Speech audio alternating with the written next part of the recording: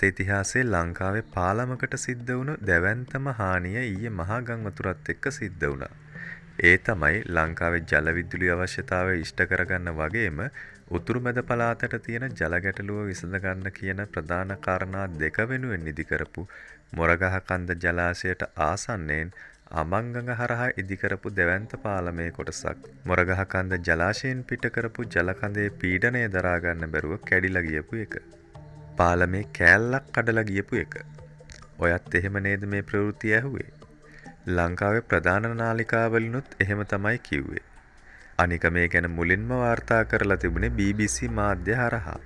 ඉතින් මේක අනිවාර්යෙන් පිළිගන්න වෙනවනේ. ඒත් මේ ප්‍රවෘත්තිය දැකපු මට එක සැරේම මෙහෙම දෙයක් හිතුණා.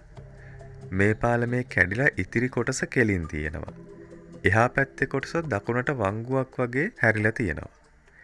එතකොට පාලම හදලා තියෙන්නේ මුල ටික කෙලින් ගිහින් අගින් මේ විදියට දකුණට හැරෙන්නද?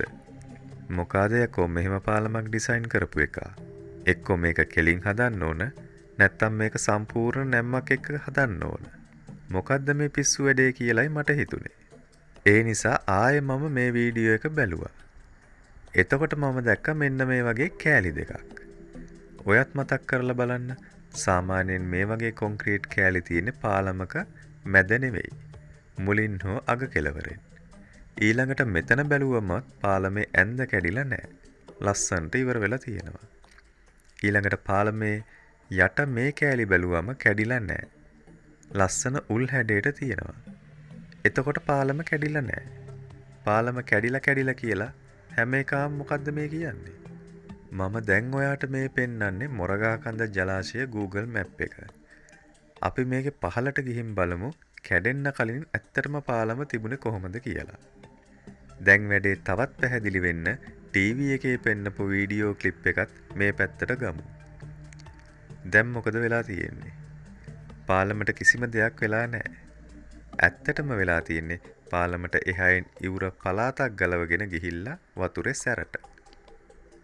මේ මැප් එක zoom out කළාම මේක ඔයාට තවත් පැහැදිලි වෙයි. ඩෑම් එක තියෙන්නේ මෙතන. මෙතනින් පිටවෙන වේගවත් ජල කඳ වංගු ගහන්නේ යන්නේ කෙලින්.